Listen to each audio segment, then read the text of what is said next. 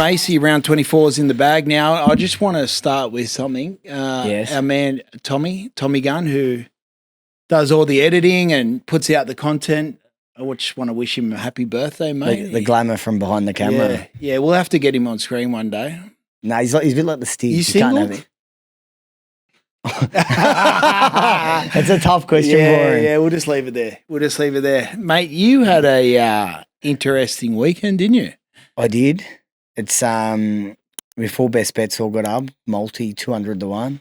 You didn't send it to me. Oh, mate. Not that I'm much of a gambler, but it's you know what, coming in the spring carnival, it's a bit like the NRL final series. It's kind of our time that we need to peak and starting to get dry tracks, which is good, and hopefully it can continue that and continue that form into the spring and enjoy some of the finals footy. But well done, mate. Well done. For anyone that doesn't know, Aaron Macy is a professional punter.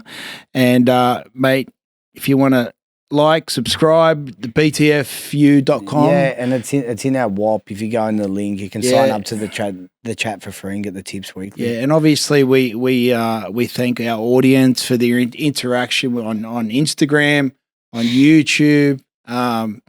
Obviously, if you subscribe, it helps with the algorithm. We put out more content. So definitely. Mate, let's start with our numero uno freak of the week, mate. Who did you have this week? My numero uno is, I want to give it's a bit of a shout out as well. This guy is a freak. His performances all year. It's Spencer Leniu. Some people that know me and I've got 2 step kids, and one of them, London, the youngest. Every time he goes into that chairman's, they ask you, who's your favourite player? And he goes, Spence. Yeah. I coach him. He even asked to play off the bench to be like Spence. Yeah. And he loves it. So anyway, they came in afterwards and he asked Spence for a photo. Yeah. And as we did it, I just said, mate, Spence, you're his favourite. And he asked me, is that true? Yeah. Mate, he moves on to the next photo. As he's doing it, I didn't even realise. And he's just taken his boots off, handed them to us, who he played for, handed them to him. His smile literally went up past his ears. Like a lot of players, obviously he went through that racial thing at the start of the season, copped a lot of bad flack. I've seen him around the club, such a quietness. And it's a bit of a shout out to any of the NRL players that do that sort of thing. So the difference that you make, even with what you did last week, going out bush and seeing community and seeing the brother, the difference that you make in the smile that you that's the beautiful thing about footy, and that's the side that I don't think enough players get a rap for. Well, I don't think the players understand how much it does mean to these kids. Oh. I still remember Bradley Clyde coming to my school at Day Civil when I was in about year 3, and he was like a god to me, Bradley Clyde. That's unreal. Spencer Leniu, he's probably my favourite player as well. But it made my day seeing his smile, which he created. Absolutely, and that touched a lot of people. So thanks, Spence. Well done, man. Yeah, good on you, Spencer. Let's go on to my freak of the week, mate. My numero uno freak of the week, mate. Listen. He didn't throw up massive numbers, but he was a real leader in this game. Yes. And he played tough. He played a different style of half. And mine's Cameron Munster. Obviously, Jerome Hughes had a fantastic game. There's a few players that I will mention in that Melbourne side that I'm very impressed with. But, mate, he was taking hit-ups off the ruck, and he was creating a little bit of havoc for the Penrith defensive line. I almost saw a bit of a 13 in him, and so I was really, and given the groin injury he's had all year, and he's probably going to need surgery at the end of the year, he just played that really tough, direct style of footy, and he's my freak of the week. I got a question. So. And we can go in and we can talk about that game, because last week that you said this is going to be to see where they are in this competition. Are they a real premiership threat? Yeah. Are they? What do you? Absolutely. So they had a couple of rough weeks against lesser opposition, but they really stood up and they started well against Penrith. There's some kids in that team that I'm really impressed with. Jack Howarth, he's mate, he's a future representative player, big, powerful centre. Didn't take a backward step against Penrith. Grant Anderson, I think we had a laugh about him earlier in the season with when he was barking orders after a try. And, We did. and we had a laugh about a winger being, really jovial and really upbeat and really having something to say, but he's been outstanding. I've been watching his game very closely. I really love that Nelson's back in the starting lineup, like that really big, powerful forward. Scary human. Harry Grant was outstanding. Trent Loiero, like I've watched his game closely as well. Another really tough 13. So look, I just wanted an indication of where Melbourne were, and they really stood up to the challenge. Definite premiership threat. And to beat Penrith at home, obviously he's huge. So look, Melbourne, they probably have wrapped up the minor premiership, I believe. Yeah, they have now. So it'll be interesting to see who they rest over the next couple of weeks. Now, you asked about Wishart. I want that. My next question, and I've been talking to a few people, been watching him over the last couple of weeks, and we're almost starting to think, are they a better team with Wishart at 5'8"? And that's with full respect to Munster, especially with the player he is and what he's done. But are they a better attacking team when he's there? No, I don't believe so. I truly believe Munster is the premier 5'8" in this competition, right? Yeah. Seeing what he's done in Origin and for Australia, Wishart is outstanding, and he's your perfect 14. The way he squared up, used a bit of footwork, a bit of deception with that dummy, cuts through. You never see Penrith fall for dummies like that. Ever. That is a luxury that Melbourne have at the moment, is having a Wishart at 14, because the small man is coming back into the game. The quick feet around the ruck create havoc. So, you'd leave him there. But, down the track, I see it like a future where Munster could end up at 13 one day. And that's where you get the best of both worlds. He's strong. Very strong. Well, even the dummy of Wishart, like that try to me, it was just like, it looked like Munster. It looked like a Munster try. That was just fool the whole defence, don't know what he's doing. They just squared up. Just squared up. And that's such a Munster thing, to squares up. Very uncharacteristic from Penrith to fall for dummies like that. It was a try that Melbourne needed. So, an absolute luxury that Melbourne have going into the semi-finals is having someone like Wishart on the bench. And I definitely want to see Munster. He's obviously got to have surgery at the end of this season. Yeah. It'd be interesting to see him back at full health. Like this game kind of half put that. I kind of wanted to ask that question last week because he really did stand up on the weekend in that game. And typical Munster, stand up in the moments you really have to. Yeah, he's a big game player. 100%. I've had a similar injury and it's extremely painful. Did you do yours in the shower like he did? Yeah, in the shower, slipped over. So I, obviously ended up under the knife, same area, you know, and it is very, very painful. So hopefully they're obviously managing it right. And, if he can stay fit,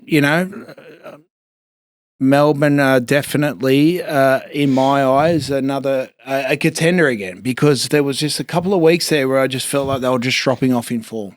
I've got two questions for you. The first one was, do you think both teams, I think Melbourne is, but do you think Penrith took that, were they 100%? Or do you feel like they were just, there was moments where like they weren't pushing as hard, that was kind of like, let's get through this, let's try to win, but let's also not get injured? No, look, Melbourne just came to play. They got that early lead. Penrith came back in.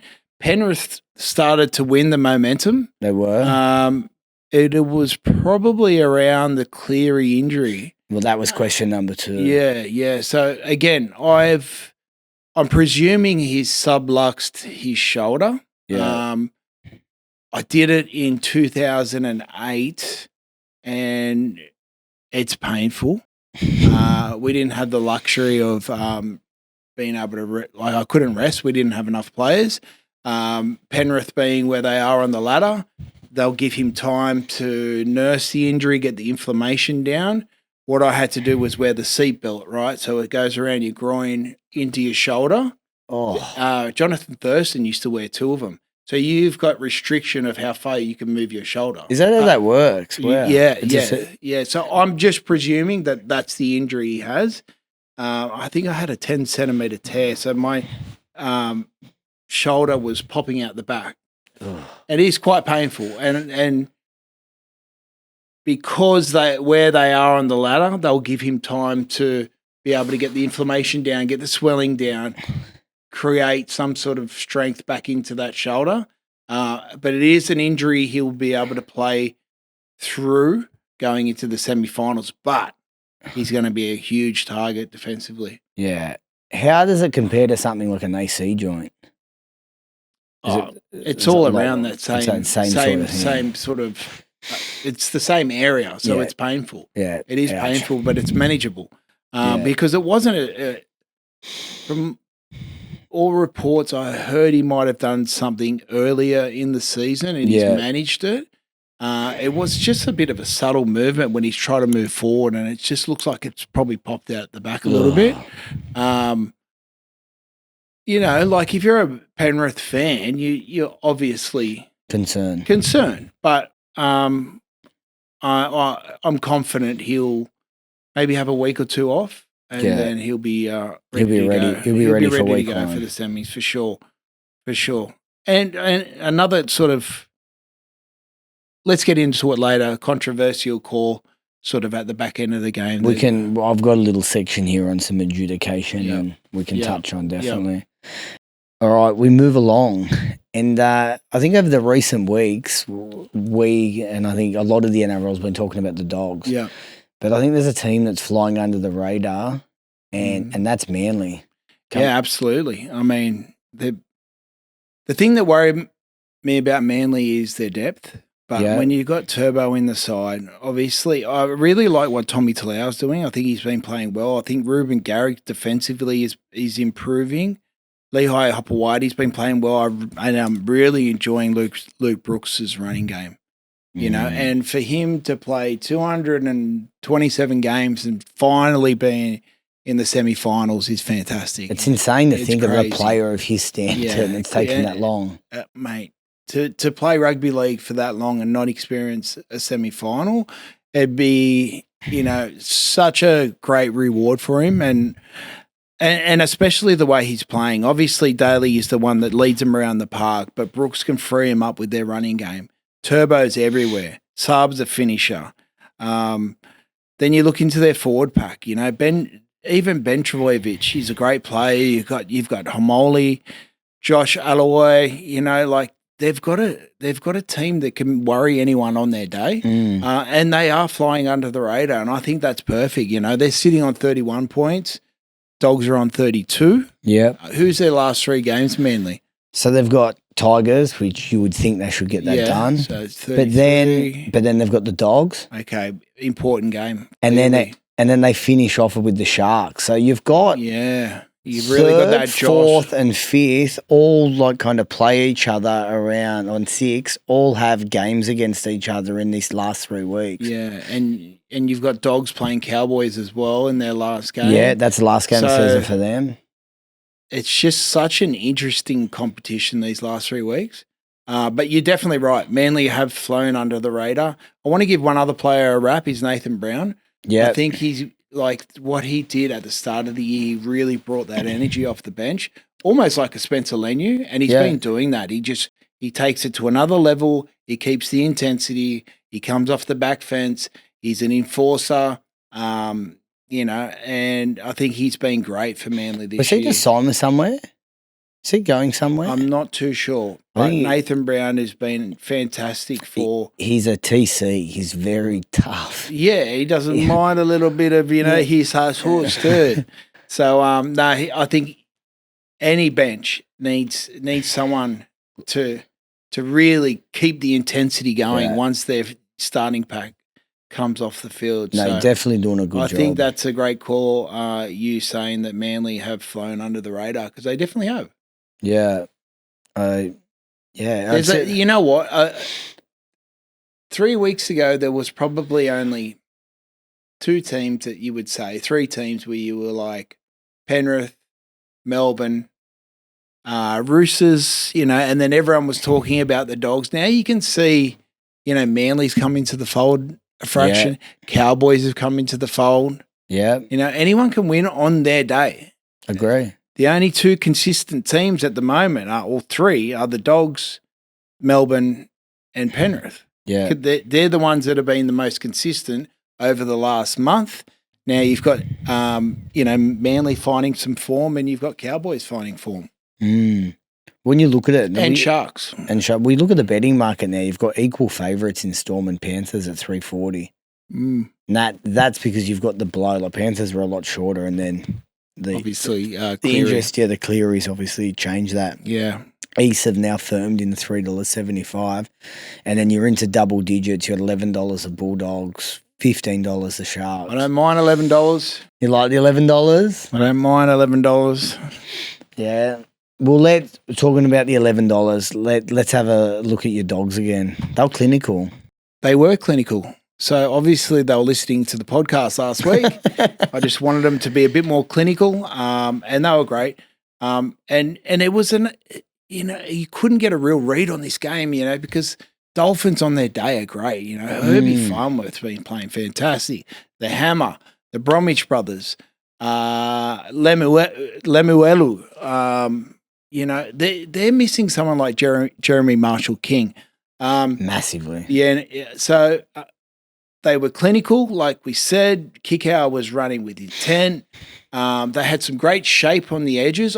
One bit of criticism I can just talk about with the Dogs is when they were attacking the Dolphins line, Nikorima and Katoa were cutting off the play by jamming.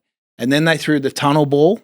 Yeah. And it caught them out on the edge. They tried another tunnel ball later, and Averillo took that intercept, ran the length.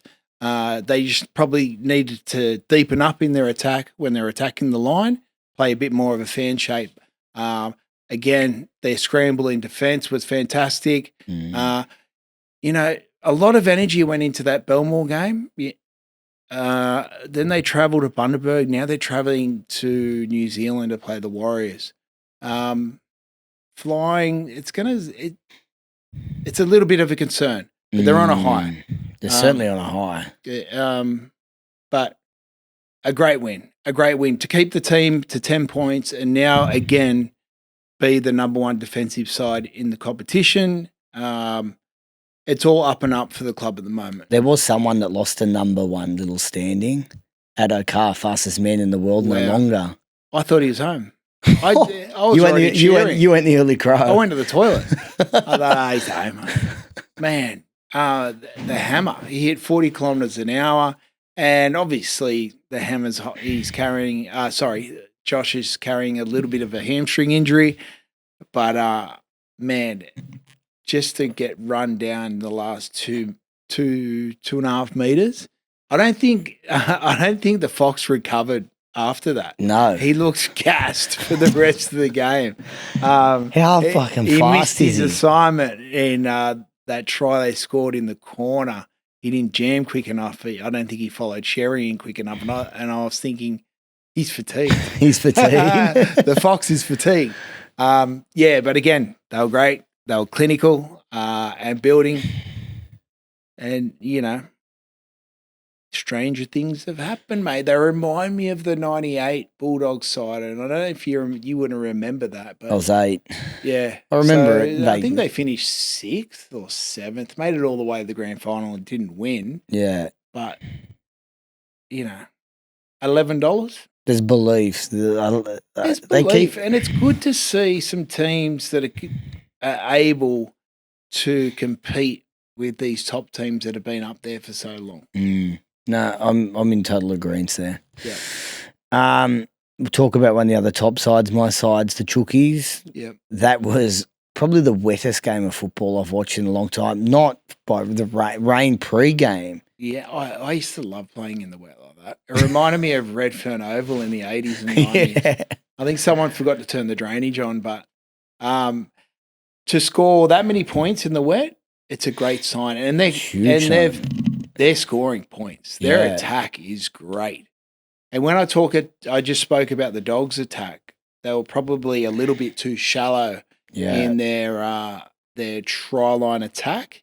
Whereas the Roosters, they play a long ball from the 9, and then they use this kind of fan shape. So they'll really create a steep angle and fan around the opposition. Yeah. And it gives the person more time to be able to tip on, and the defender has to travel further to cut it down. So I really like their shape in their attack. Dom Young, he had work to do, right? Oh, almost I think at least 2 of his 3 tries, he had just genuine work to do. Yeah. And he literally bumped off. He's such a big body. He walks past it. He's fucking huge, big boy. man. Great Massive. finisher. Great finish. Don't get me wrong, I've been highly critical of him in defence, and I think he's got a lot of time to learn. Yeah. But as a finisher, he's very, very good. Look, and regardless if Parramatta are down the bottom of the table, one play that really impressed me again, and I know we speak about him a lot, is Sam Walker's. He's off the cuff and he's understanding an IQ of the game. He knows that Gutho's on the right side. Yeah. Sam Walker switches to his right side, puts that kick through for Tupanua because he knew the fullback was in the line. To be able to do that under fatigue in the moment, that's a very special player there. Underwater. He's short. Underwater. He's short. Oh, actually, Spencer Lenu nearly drowned when he scored his try. He did. But, that was Roosters were a side where I wanted to see where they were at. Yeah. They can score points. But I think as well, they let in that last try right on the bell. Aside from that, it was 38-10 for almost the whole 80 minutes. They get their defence right. We've got another contender, and so they should be. They've got the best roster from 1 to 17, in my opinion. I agree. So they get their defence right, and I know you're loving this right now. We're filming. We're rolling. Yeah, I know you're loving this, and I did predict them to be the new favourite, but I wasn't impressed with their defence. Who have they got over the next 3 weeks? I know we've definitely got the Titans this week. They should win that. They've got Canberra at home, and then they've got South out at Accor Stadium. Canberra will be a tough one. Obviously, Ricky Stewart, he'll have them up for that game because Sticky obviously, was the coach when they won the Premiership in 2002, and he was the coach in 2004 when yours truly knocked him off.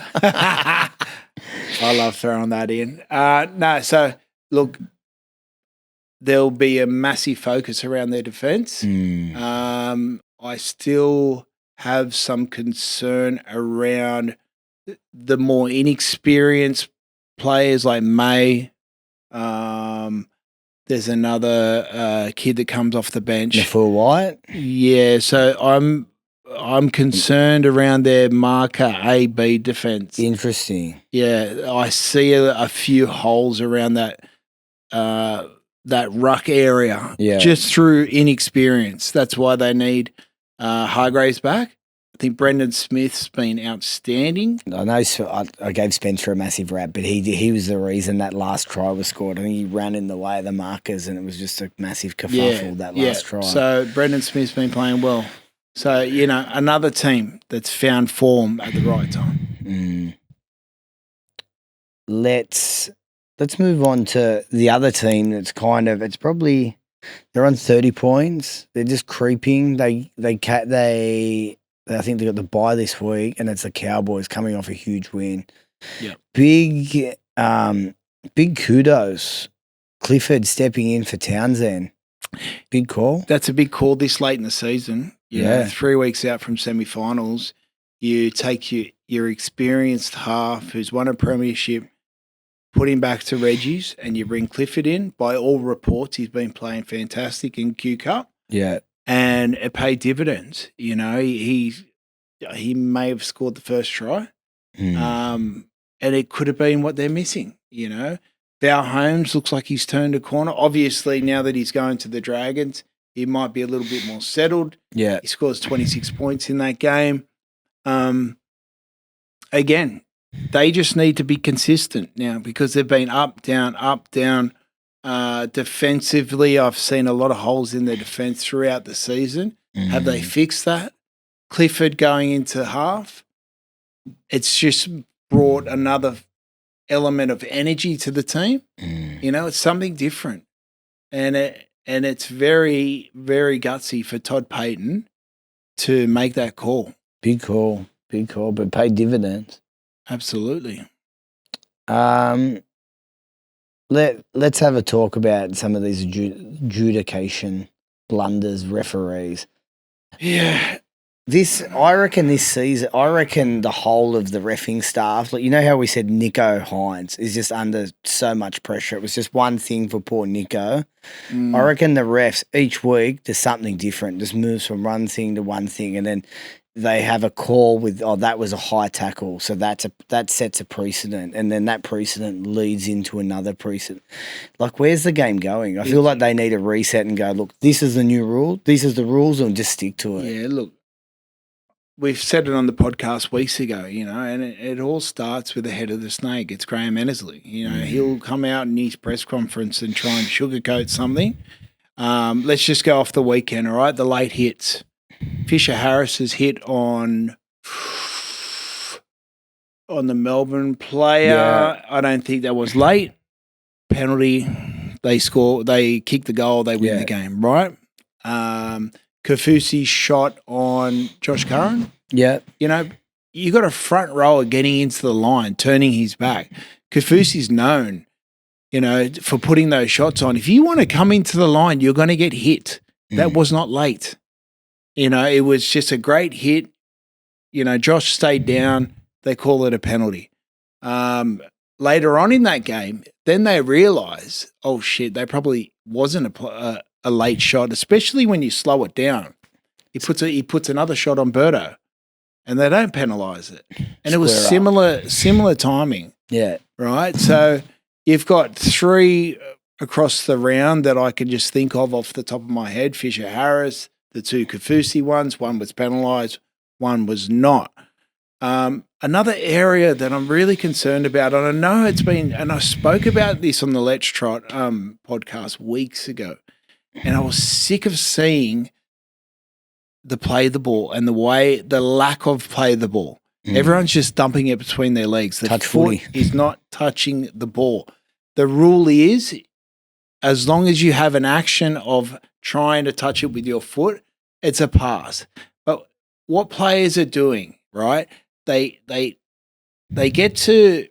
standing in the tackle. They almost do like a half escape where the defender doesn't end up square at marker. They dump it between the legs. It's a quick play of the ball. Everyone wants a quick play of the ball. My nephew played in the Roosters development squad about 4 or 5 weeks ago. Yeah. And I hadn't seen him play. And he was doing that shit, dumping it between his legs. Yeah. And I said to him at halftime, stop doing that, mate. Stop doing that. It's not the way the game's played. Play it with your foot. In the second half, he does it twice and drops it twice. Now, I don't know the statistic, but I'd love to go through this year's games and see how many players have dropped the ball at the ruck by trying to do that quick play of the ball. Yeah, the quick flick through. Just think about this scenario, right? Yeah. All right? Because we haven't policed it all year. Imagine a grand final, last play of the game. They score a try. The opposition has a challenge up their sleeve. And then they challenge that play of the ball. They go back up to the bunker. And then the player dumps it between the legs and doesn't touch it with his foot or doesn't make enough attempt. Are the bunker going to have the balls to call that because they're not policing it all year? You know what I mean? This is the grey area that we've created within our game, you know, and the game's fast enough as it is. And that rule has been since 1908. You touch it with your foot. play the ball correctly. But because they're getting away with it, why wouldn't you keep doing it? These are the grey areas that we're creating. The blocker, right, for example, the Newcastle and Sharks game. Like, let's take the bomb for example. You can't escort, right? So there's no escort. I don't know what kind of escort you're talking about, but you can't escort, right? So none. You've either got to be going for the ball, or you can't protect your winger who could be coming in. You have to keep eyes on the ball, right? And make an attempt at the ball. Generally, when you're kicking a field goal, you're going to be deeper, so the opposition has further to travel to try and knock the ball down. Now, players are going to be in front of you, and if they're not escorting, if they're just standing there, they cannot disappear. Correct. What players are going to do now is start running into those players, the lockers. Yeah. And it's just more grey area that they've created. So how do you fix it? I'm not too sure. I mean, I don't know where it's come from all of a sudden. Penrith were doing it with Cleary on their fifth tackle play, right? They'd stand someone next to the ruck so the marker couldn't get around him to get to Cleary so he can get a good kick away. They are the obvious ones. Yeah. Right? And then there's ones where players are just standing there, maybe not even knowing they're going to go for the field goal. Yeah. And then they get caught a blocker. It almost has to go to a point now, because they've created this grey area, that if they do kick it, it's going to have to go to the bunker and go, all right, could the defender have got around the potential blocker? Was there blockers? Like, it's just created so much mess, and we seem to be doing it. This year, I just think this has been probably in recent memory the most fuck-ups we've had in refereeing decisions or inconsistency that I can ever remember in our game. Has it come from all the rule changes and trying to speed the game up? Do you reckon it's come from that? Yeah, probably. Definitely. But we're just creating more and more and more grey area, more and more and more problems within our game. And it comes from not just, obviously it affects results, it affects people watching it. But what the other thing, and this comes from a gambler, but the game is played for people to gamble on. That is the biggest sponsor. It's one of the biggest things that funds the game. Now, if you're a guy who's a builder, whatever, a plumber, you work, you go and have your 200 on your team, and that decision changes your game, you're shattered. Mate, not 200. You gamble responsibly. Some $25 max bets, mate. Remember that? Look, I understand that. Look, and I'm not much of a punter. I'll put my cross bet on, once a week. But we're especially 3 weeks out from the semi-finals. Yeah. Right? And a referee will be so anxious and stressed that if they get put in these these situations of the blocker, is that potentially a late hit, the play of the ball, is it touch it did he touch it with his foot? Has he attempted to touch it? Like, there's just too many grey areas in our game at the moment. Heaven forbid that it doesn't dictate a grand final. Yeah, fuck. Scary times.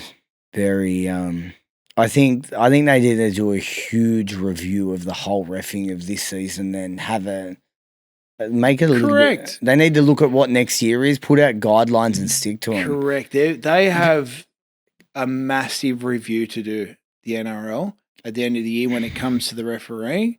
Graham Ennersley is the head of the snake. He needs to be the leader like a coach does and identify and rectify the situation. Definitely. And they need to just get this rule book out and just say this is the rules and we're sticking to it. Because the way the game's going, what was your Dragons Bulldogs game? What the year we 06. That 06 game. The way the game's ref now, it would have probably been about 4-on-6 left in that game because all those tackles would have been penalties. Everyone would have got sent off. Yeah, and it's all about players' safety. But there is just so many they're just trying to adjudicate too much now. You know, and Let the it's game a flow. lot of it's common sense. You know, there was a couple of potential obstructions. Now, I'm in the boat that I feel like that first Melbourne try was a try. I don't think Cleary could have got across, even though it hit him on the outside shoulder. I think common sense prevailed. He wouldn't have got there. He was too quick. But, you know, being a referee coming into these and even coming into these last three games where teams are fighting to get in the A. Huge. You know, you don't want to be that referee. It's that one call that changes You don't want the to whole be game. that. What's his name that he did the 6 again in the grand final with Canberra and Roosters? What do you mean? Nothing happened with that. I can't remember. What happened? One ref goes 6 again, the other one didn't. But look, it's again, I would not want to be a referee. No, not by any stretch of the imagination. Every referee, in my opinion, seems to have their own agendas. Yeah. It doesn't seem like they're a galvanized group that are just agreeing upon the rules of the game. Look, we watch the game be played, not refereeing decisions. And we want to talk about this should be like this segment just went on for about 10 minutes. And we didn't plan it to be, but there's so many different things. And you could probably talk for another 30 minutes about it. I just think the game needs to get... We definitely won't. I just hope in the off-season they work it out, make it more black and white, and like there's always going to be fuck-ups because humans are reffing a game. But let's try and get it so each week we're predominantly talking about the game and not decisions. And it's the easiest word to say, and everyone says it on every podcast and every mainstream media outlet is consistency. And that's all it needs to be, is consistency. I've never seen this blocking for the blockers or... It just seems to be a new agenda every week. The play the ball one is like, it's done my head in all year. Put your fucking foot on the ball. Yeah. That's just the way, that's been the rule from 1908. Yeah, that's fair. Reni's rant, done. All right, let's rip straight in the preview. Let's get into it. Leichhardt Oval, the West Tigers, $4.70 against the Eagles, $1.19, who are going to be very up. Eagles. Yeah, move along. We go over the table. We've got the Wars, $2.75 against your beloved Dogs, $1.45. Big test for them? Big test. They're calling the stadium the Sean Johnson Stadium for round 25. Another sellout. Historically, we've had really big tests against the Warriors, even from back when I played. Yeah. Another big test, but I'm going to say the Dogs will get home. Yeah, that's fair. We move on to the Broncos up in Suncorp, $1.35 against Parramatta. Yeah, Broncos, they have to win. Mathematically, there's still a chance. Yeah, it's crazy. Bronx, yeah. I feel like after just getting beat by Penrith and then what happened there, they could really have their Bali gear on, old Para. Yeah, they've decided to get it to Turkey now. I'm going to tell you. I might go with Mike Acevo's getting a little bit thin on top too. All right, we've got Sticky's Raiders at $3.28 down at GIO against the Panthers, $1.34, no Cleary, clearly. This is a potential upset. Potential, you know, Sticky. And another inconsistent from Canberra. You don't know what they're going to fucking toss up some weeks, but no Cleary. Systematically, they bring someone in, they get the job done, but it's a tough travel. It's a tough travel for the Panthers. Maybe they Sticky back against the wall after the loss. Can they rest players, Penrith? They're 4 points off. No, they can't because if they if Roosters win all three and they were to drop one, East come up to second, and then they lose get home semi. Okay, and that home semi is big. That round one game, big test, massive test for Penrith. Because if a Canberra side does turn up, it'll be a gritty game. Cleary out as well, but I will predict Penrith. All right. We Melbourne Storm, after their win, go down to Amy Park. They get to play the Dolphins. They're $1.17, 5.10. Be interesting to see if they do rest anyone. Yeah, I think and we're doing this pre-team list. I think what you'll find is he will. Will he rest yet or I reckon next he week? might rest Harry Grant. Yeah. He's got through a lot of work. He was great against the Panthers. He could potentially rest Jerome Hughes and put Wishart in. Yeah. I presume he will play Munster because of the lack of footy he's played over the last couple of months. So I'm thinking, I reckon Wishart might go to half. Hughes might get a rest. Harry Grant might get a rest. But Melbourne to win. Yeah, Melbourne to win. We've got the Rabbitohs after getting beat by the Tigers last week back at home, $2.67 against the Knights. The Knights. I think with Ponga in the side, too much strike. Mathematically, can they make it? I think they can. They're going to be desperate. Well, they're equally, they're on 24, same as Broncos, so they could maybe draft. Yeah, right. Slim chance, but I'm going to stick with the Knights. Yeah, okay, sweet. We got up at Seabus Super. We got the Titans $4.75 against the Chookies, who need to obviously put another good victory, and they're going to be hungry to win in case Penrith slip up to try and get that home semi. Yeah, really impressed with what they did in wet weather footy. Obviously scoring a lot of points. Titans have seemed to have really found themselves in a hole over the last couple of weeks. You know, a Des team, you do become fatigued in the back end of a season, especially when you're not experienced enough to play under Des. You know, it's an intense season. So I think foot on the throat, ruthless Roosters will get that one and win well. Okay.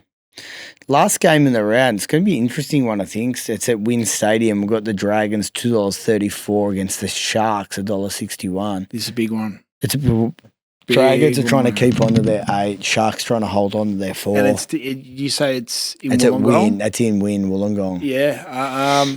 Mate, I'm going to go the Dragons here. Yeah. You know, they're a powerful pack. I like Jack Bird at 6.